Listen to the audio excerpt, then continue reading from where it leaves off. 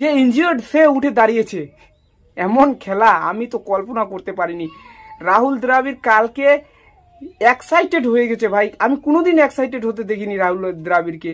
Hey guys, welcome to another video. তো কালকে খেলা হয়েছে Rajasthan versus GT Gujarat Titans. তো দুটা খেলার মধ্যেই মানে প্রথমেই যে শুরু হয়েছিল ওপেনিং জুটি, দুই টিমের ওপেনিং জুটি যা বিভৎস খেলেছে, মানে কালকে আর কি বলবো। দুই খেলার মধ্যে যা হয়েছে তো হয়েছে, তার মধ্যে যে বৈভব সূর্যবংশী নামে ছেলেটা মাত্র 14 বছর বয়সে আইপিএল এ ডেবিউ করে কালকে তার 3য় নম্বর ম্যাচ ছিল।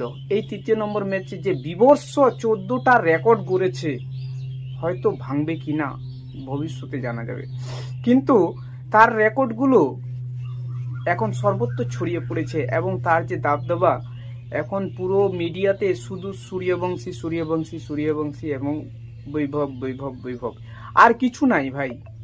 পুরো ইনস্টাগ্রাম, ফেসবুক, সব সোশ্যাল মিডিয়াতে শুধু বৈভব সূর্যবংশী ছেয়ে আছে, ট্রেন্ড করছে এখন ভাই। তো ভগবানের কাছে প্রার্থনা করব যেন বৈভব সূর্যবংশীর উপর যেন কোনো নজর না লেগে যায়। ছেলেটা বরাবরই এরকম যেন খেলে যায়, খুব দারুণ খেলেছে ভাই। অল্প বয়সে যে ট্যালেন্ট তুলে নিয়ে আসে রাহুল দ্রাবিড়, আমি বারবার রাহুল দ্রাবিড়কে প্রণাম জানাই। এই ভারতকে যে রত্নগুলো তুলে দিচ্ছে কারিগর, এই যে রাহুল দ্রাবিড় একটা মারি কি বলবো, কোন লেভেলের যে কারিগর ভগবান জানে। যেইখানেই হাত দিচ্ছে সেখানেই একদম পরশ থেকে পাথর থেকে পরশ হয়ে যাচ্ছে, মণিমুক্ত বাড়িয়ে যাচ্ছে ভাই। খুব দারুণ কারিগর একজন রাহুল দ্রাবিড়। তিনি অনেকগুলো অ্যাচিভমেন্ট করেছেন কোচ হিসাবে, এবং এই যে একটা অ্যাচিভমেন্ট বৈভব সূর্যবংশী উঠে এসেছে, এটা একটা বিরল দৃশ্য ভাই। আর যে মানুষটা কোনো দিন নিজেকে রিয়্যাক্ট করে না, সেই মানুষটা কালকে বৈভব সূর্যবংশীর ছক্কা দেখে এবং সেঞ্চুরি দেখে ভাই, যে ইনজিওর্ড সে উঠে দাঁড়িয়েছে, এমন খেলা আমি তো কল্পনা করতে পারিনি।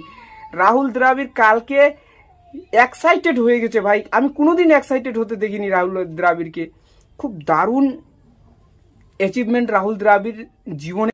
বন্ধুগণ, কালকে জিটি এবং রাজস্থানের হারজিত নিয়ে সোশ্যাল মিডিয়া বা কোনো নিউজ পেপারে কিচ্ছু চলছে না ভাই। কালকে যে কি বলছে শুভমন গিল এত ভালো ব্যাটিং করলো, তাকেও নিয়ে কোনো আলোচনা চলছে না, কোনো টপিকেই এখন আলোচনা হচ্ছে না। হার জিত কোনো কিছুই না, শুধু সূর্যবংশীকে নিয়ে আলোচনা হচ্ছে ভাই। কেনই আলোচনা হবে না?